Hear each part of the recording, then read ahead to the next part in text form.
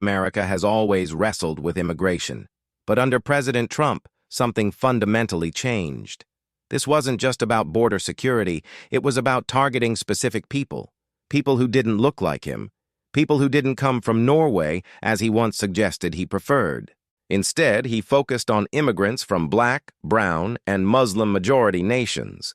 He banned travel from entire countries, not based on crime, but based on culture. It wasn't national security, it was racial exclusion. He called them terrorists, criminals, animals, invaders. He talked about poisoning the blood of America. That phrase has history, dark history.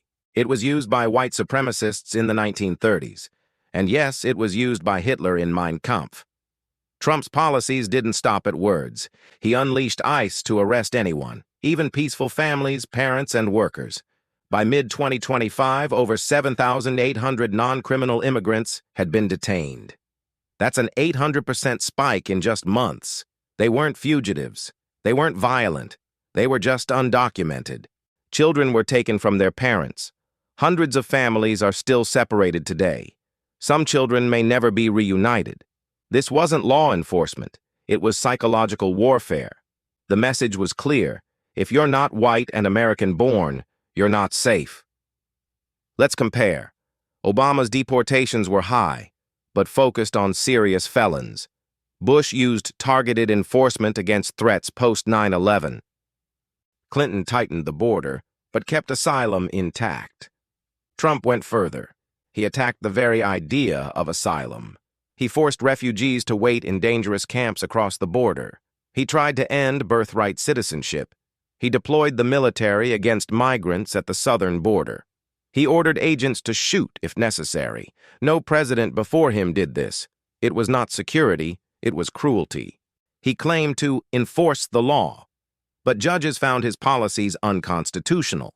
They violated due process, equal protection, even international law. Family separation has been called torture by legal experts. That's not hyperbole, that's fact. So why did he do it? To play to fear, to tap into white anxiety, to promote the Great Replacement theory, that white Americans were being replaced by immigrants. It's a racist conspiracy, and Trump said it out loud.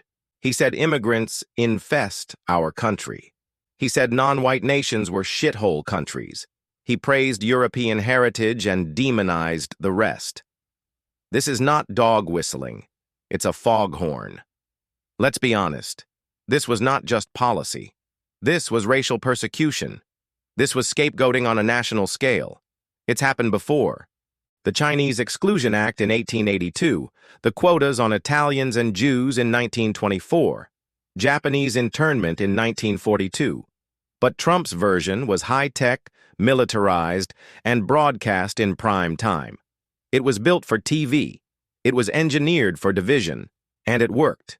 Hate crimes against immigrants spiked. Militias mobilized at the border. Families lived in fear. And still, he promised to go even harder in a second term. Mass deportations, detention camps, ending asylum completely.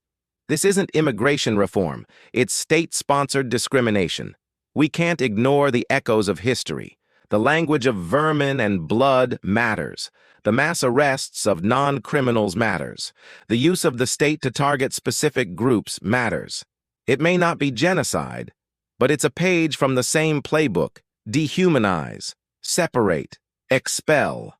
We've seen this movie before, and we swore never again. But here we are, again. The fight against these policies isn't just political, it's moral, it's human. No one should be jailed for trying to survive. No child should be used as leverage.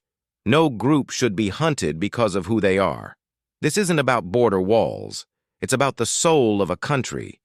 Do we believe in equality or in blood purity? Do we defend liberty or do we fall for fear? History will judge us, and history is watching.